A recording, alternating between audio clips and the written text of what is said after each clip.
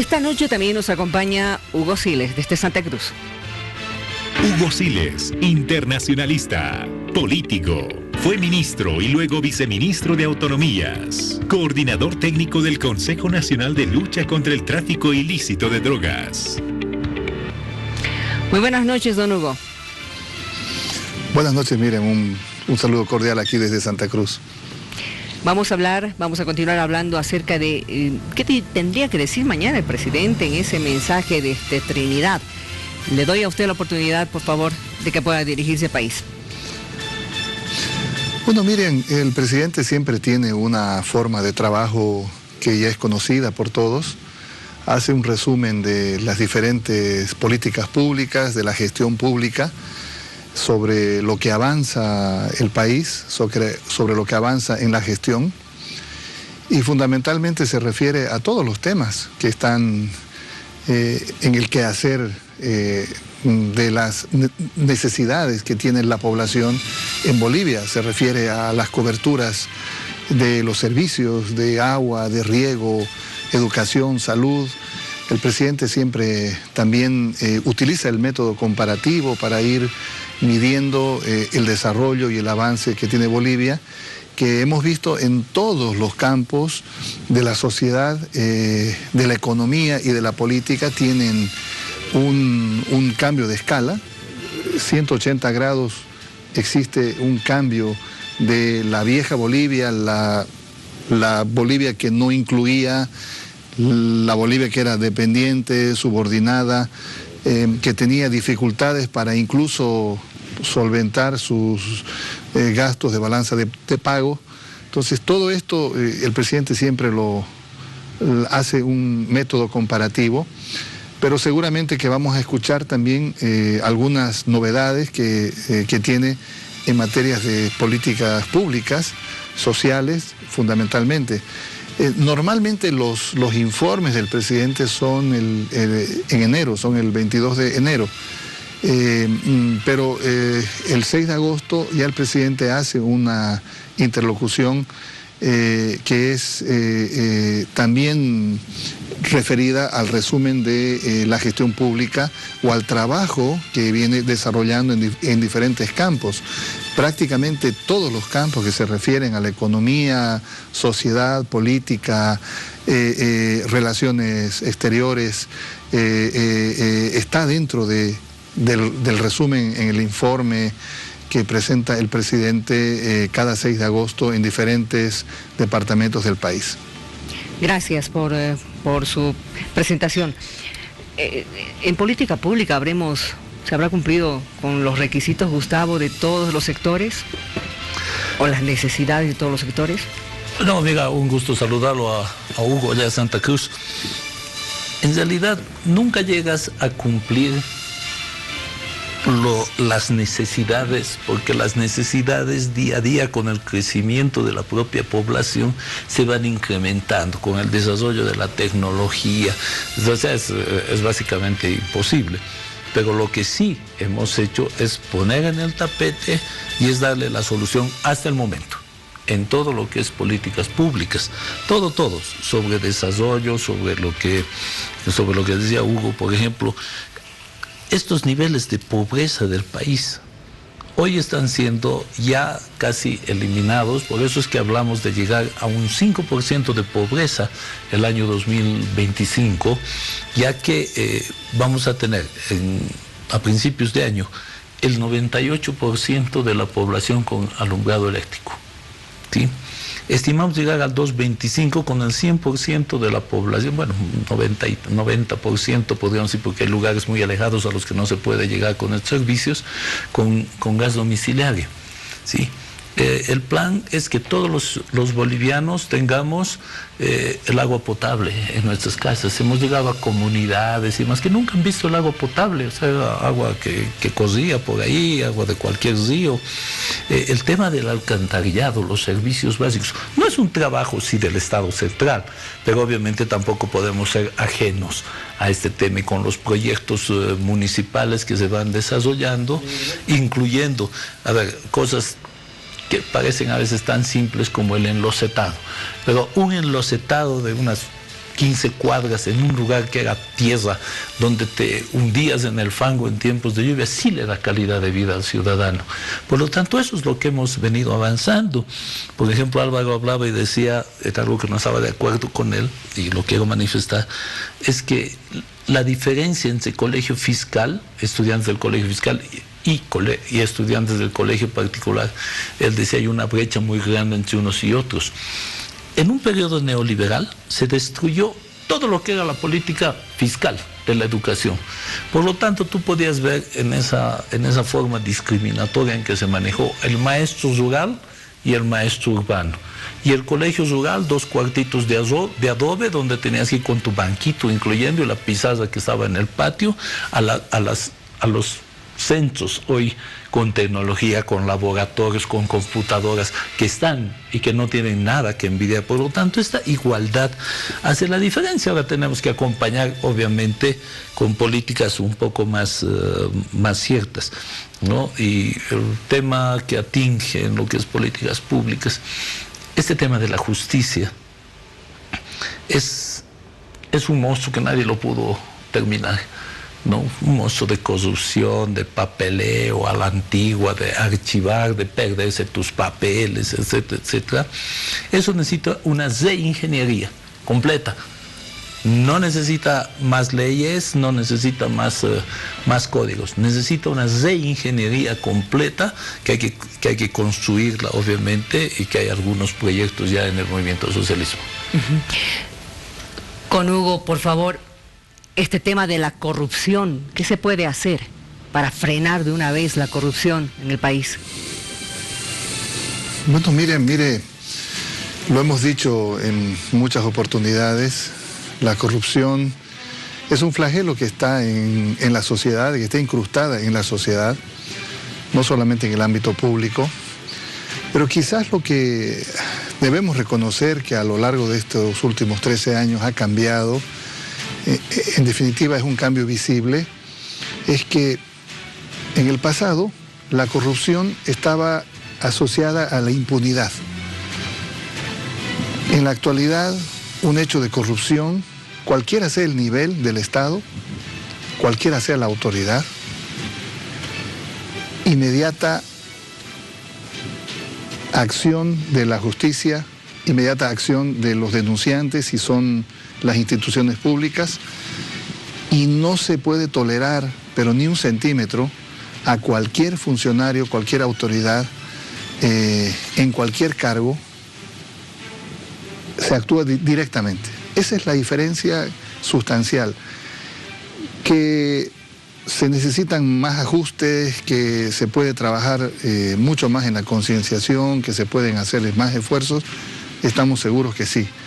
Pero una cosa sí está clara, es que los niveles de impunidad que existían en el pasado versus la actualidad han disminuido de manera radical.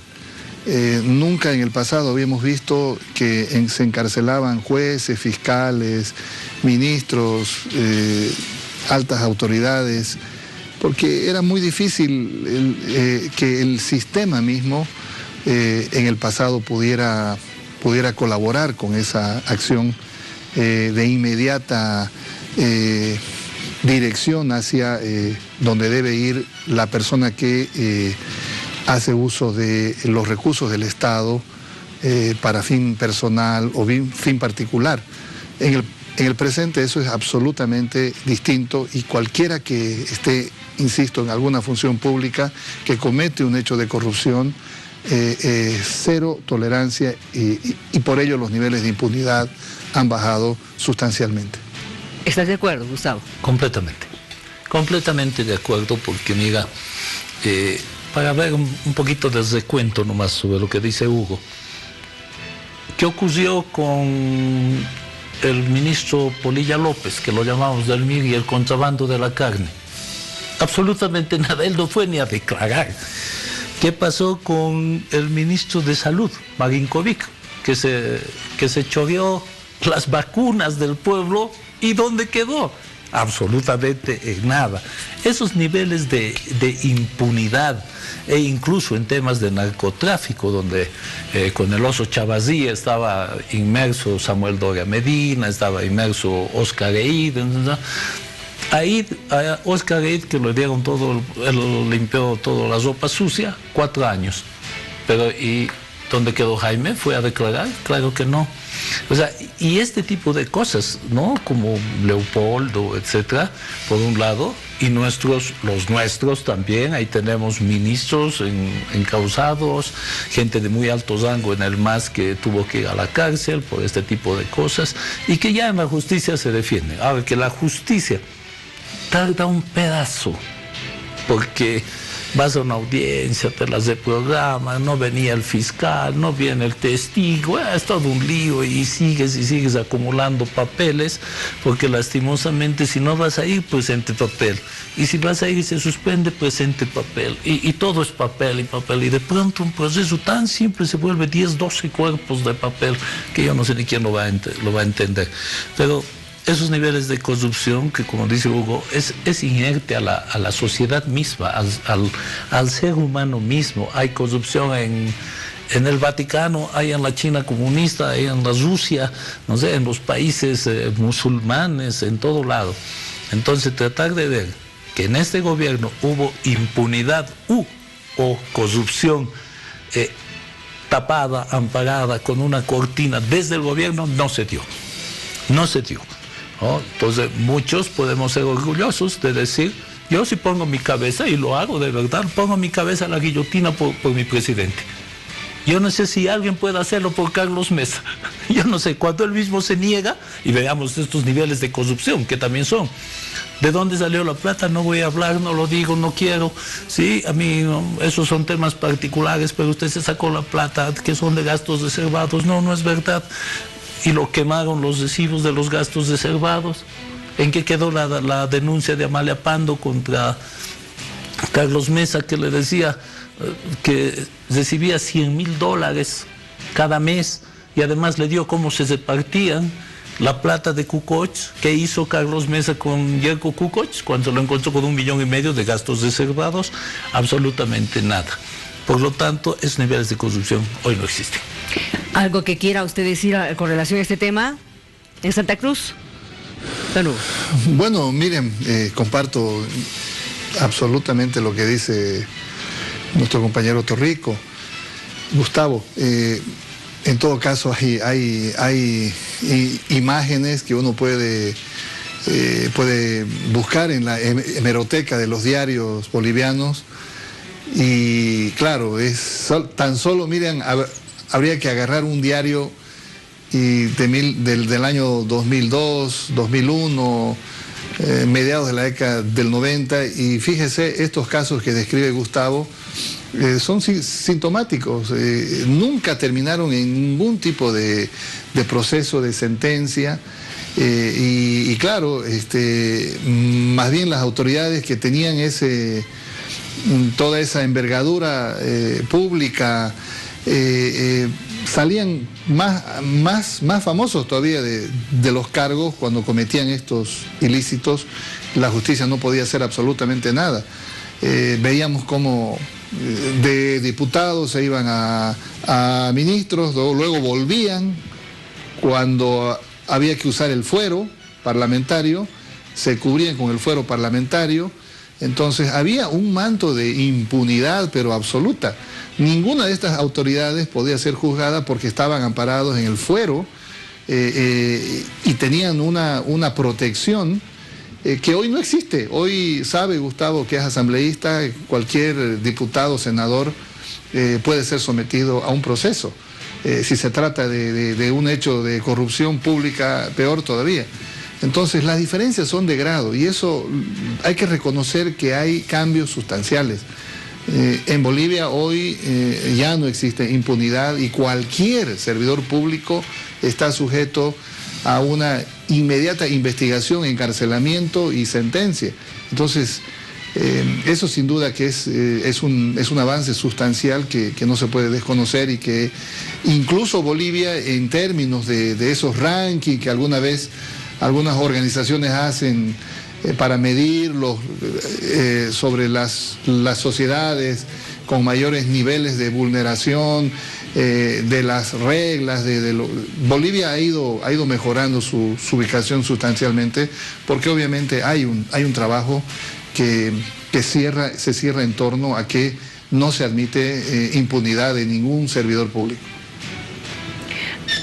A continuación hablaremos ahora de, porque nos imaginamos que mañana el presidente Evo Morales, entre los varios temas que toque, también se referirá al empresariado boliviano. Gustavo, ¿qué crees que le vaya a decir? ¿Cómo ves tú el apoyo del empresariado boliviano al presidente Evo Morales? En realidad, Miguel, no se trata de un apoyo, sino de un trabajo conjunto, ¿no? El empresario boliviano, como cualquier empresario, necesita apoyo, necesita mercado, necesita crédito, pero sobre todo, al igual que el pueblo boliviano, el empresario boliviano necesita estabilidad económica.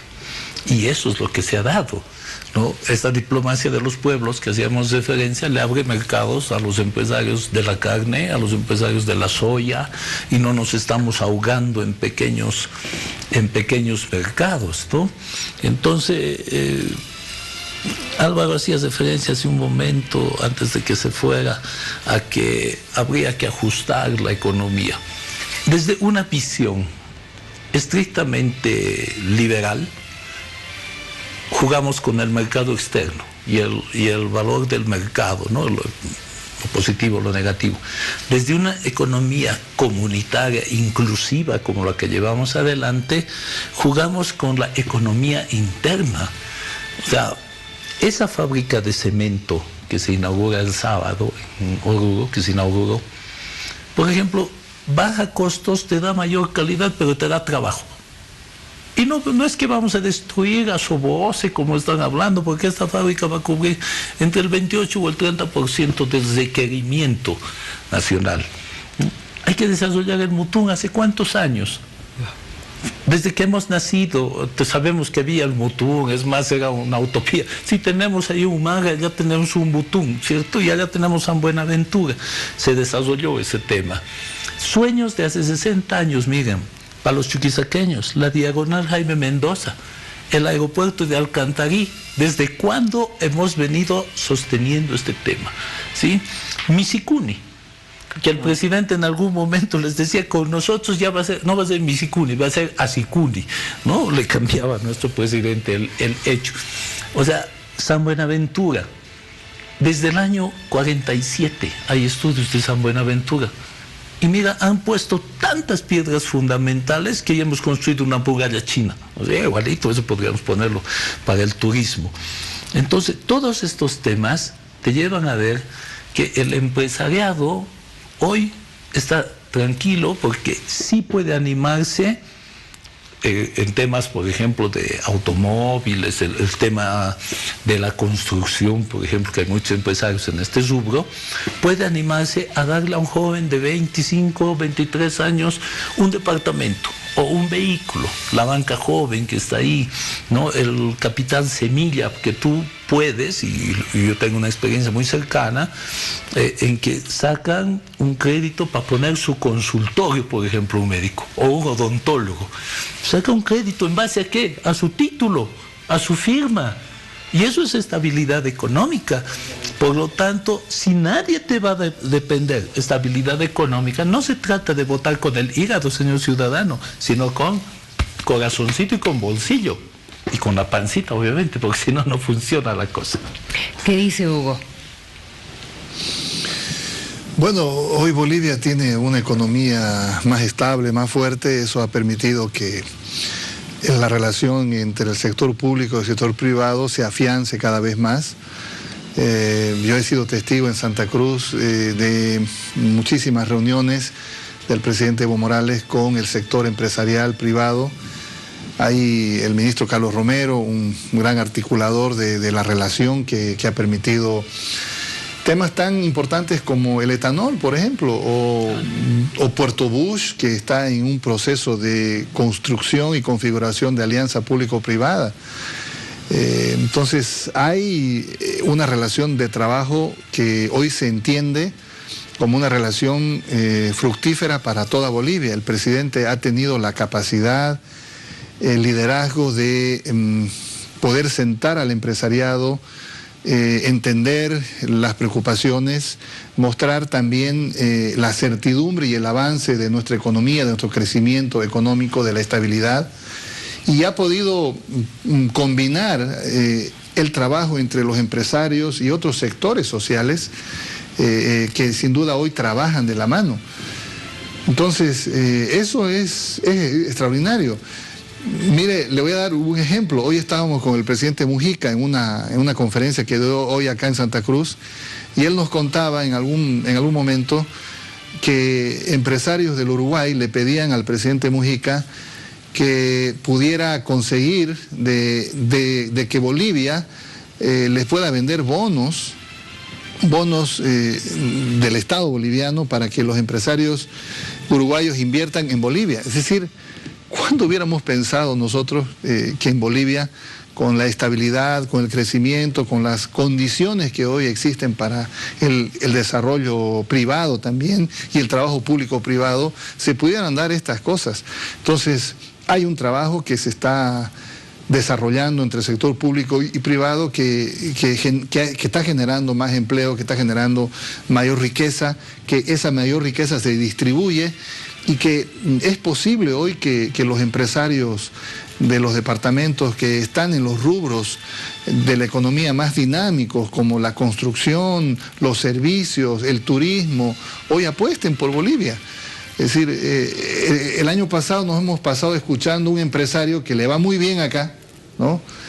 Pero que en política le va muy mal, que decía que en el país había crisis económica, había una terrible recesión, pero se ha comprado 2 hoteles de más de 50 millones de dólares, ¿no? Entonces, en Bolivia hoy el trabajo que tiene el sector privado con la relación con el sector público es realmente extraordinario, y creo yo que de esa relación se proyecta hacia el 2025 una Bolivia que pueda mejorar aún más sus índices de empleo, bajar los índices de desempleo y generar mayor riqueza que sin duda se distribuye entre todos los bolivianos.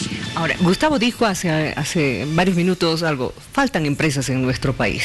Y también dijiste que faltan profesionales especializados en diferentes áreas, como en el área de la salud, por ejemplo. Así es.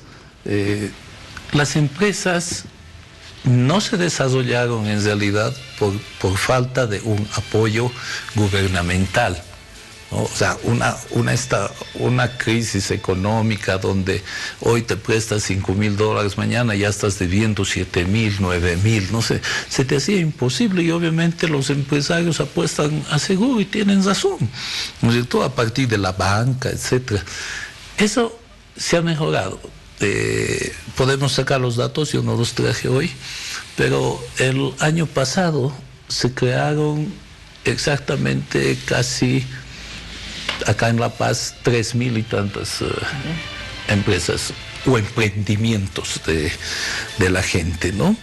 Eso te da, porque puedes ponerte en estabilidad. Aquí la clave es la estabilidad económica. Y obviamente tendremos que ver ¿cómo hacemos para que nuestra juventud que está saliendo profesional pueda acceder a una profesionalización especializada? Te hablo de medicina. Por ejemplo, sale de nuestra universidad con el colegio médico, etc., y te dicen: para este año necesitamos 2 ginecólogos. Oiga, somos 9 millones de personas. 2 ginecólogos, un oncólogo, no sé. Sí, o sea, mínimo. ¿Cómo hacemos para que nuestra gente se profesionalice? Una de las cosas fue, los mandemos afuera. Y hemos becado a un montón de jóvenes que ya están volviendo. Los oncólogos están volviendo este año. ¿Ah? Los hemos mandado oncólogos, hemos mandado especialistas en pulmones, etcétera, etcétera. ¿Sí? Nefrólogos que han ido a estudiar afuera, bajo vías de becas que ha dado el gobierno, pero cuando están volviendo, esa mentalidad retrógrada de ciertos dirigentes del colegio médico dicen: no, él estudió afuera y aquí no vale, aquí no cuenta. O sea, ¿cuál es la bronca, si te lo digo así tan claro, de los chicos que fueron a estudiar medicina a Cuba o a Venezuela. ¿Cuál? Esos chicos no tenían, y te lo digo con experiencia, amiga, la comunidad Nuevos Horizontes, que tu canal entra bastante bien ahí y nos van a ver, nos están viendo en este momento. En la comunidad Nuevos Horizontes yo fui padrino de promoción de un colegio que te daba pena, de verdad, ¿no? ¿Cuántos bachilleres dio la comunidad Nuevos Horizontes? 8. Yo fui padrino de esa promoción. Y cuando me decían los padres cuál es el regalo a los ahijados, ¿no?, que se estila, yo les dije, yo les puedo regalar una profesión, porque vamos a mandar gente a estudiar. Y me traje 5 jóvenes, uno se volvió. Y 4 a los que les hicimos desde el pasaporte, les compramos la pequeña muda de ropa que había que llevar, porque es gente que no tenía nada y no tenía la mínima oportunidad de entrar aquí, ni a ninguna universidad, la mínima, ¿sí? Porque el nivel de colegio era absolutamente diferenciado. Ese joven bachiller de Nuevos Horizontes tenía un nivel como un chico de primero medio de acá, por ese nivel diferenciado de educación. Te estoy hablando del 2006 más o menos. Pero nos trajimos aquí. Les hice el pasaporte, etcétera, etcétera. Y están para hablar de lo que uno hizo, pero te lo cuento como experiencia. Y los mandamos a Cuba. En Cuba, primero pasaron un periodo de nivelación antes de la universidad. Hoy vinieron médicos. ¿Y dónde trabajan? ¿En el Hospital Obrero? No. En la Clínica del Sur tampoco. Anda, velos, y está en el Hospital de Nuevos Horizontes, en el Hospital de Cauchal y demás, que la gente no sabrá ni dónde queda esto, pero están ahí. O sea, y el colegio médico, ¿sí? Bien, gracias, ¿no?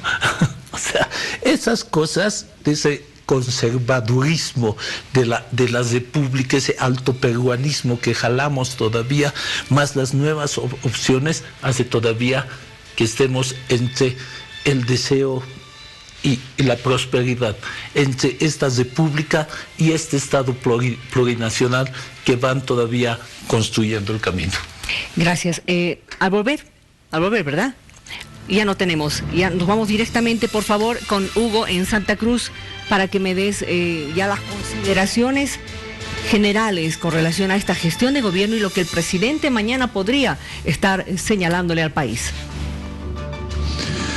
Bueno, miren, la gestión de gobierno, como hemos dicho con Gustavo, pasa por una transformación en estos últimos 13 años que es indudable, ya ni siquiera porque nosotros lo recalquemos, sino por lo que el mundo dice sobre Bolivia, sobre los cambios estructurales que dan cuenta de una economía en crecimiento, una economía que ha incluido más a los bolivianos. Y desde el punto de vista de la propia política, en el país hay una inclusión social en todo ámbito, que sin duda tiene indicadores de gestión que van mostrando poco a poco el crecimiento que tiene Bolivia en diferentes áreas. El presidente va a reflejar en cada informe o en cada 6 de agosto o 22 de enero, él refleja este trabajo que se desarrolla en todos los ámbitos y lo hace presentando indicadores, cifras, lo hace con el método comparativo y también va proyectando lo que se está construyendo. Bolivia está hacia un proceso de industrialización de los recursos naturales. Estamos en todo un proceso para poder industrializar el litio, nuestros hidrocarburos. Nuestra empresa, Yacimientos Petrolíferos Fiscales Bolivianos, está en un proceso de internacionalización. Entonces, todas estas cosas que representan hoy la fortaleza económica que tiene el país serán reflejados por el presidente. Y también, por supuesto, Bolivia en el contexto internacional y las relaciones que hemos ido desarrollando a lo largo de la última década, que aterrizan sobre mercados, nuevos mercados, transferencia de tecnología, cooperación, estos países que hoy, por ejemplo, van a comprar la carne boliviana, China, Rusia. Es decir, era impensable ver esto.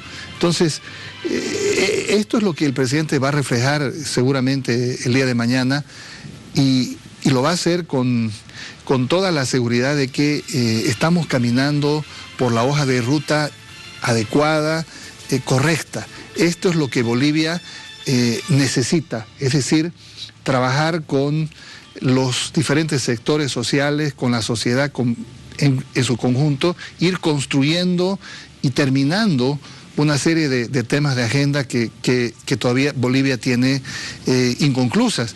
Por ello, nuestra Agenda Patriótica 2025 va a estar reflejada permanentemente en estos informes donde se va midiendo el desarrollo de la gestión pública. Seguramente va a ser mañana un discurso que el presidente le dará al país, mostrando lo que se está haciendo, lo que se hizo y, por supuesto, lo que se va a seguir haciendo. Gracias por su participación esta noche, Hugo Siles, exministro de Autonomías y analista, y en realidad será en pocas horas que ya escuchemos al presidente dando ese discurso. Gracias, Gustavo, por haber venido. Gracias a ti, Miriam.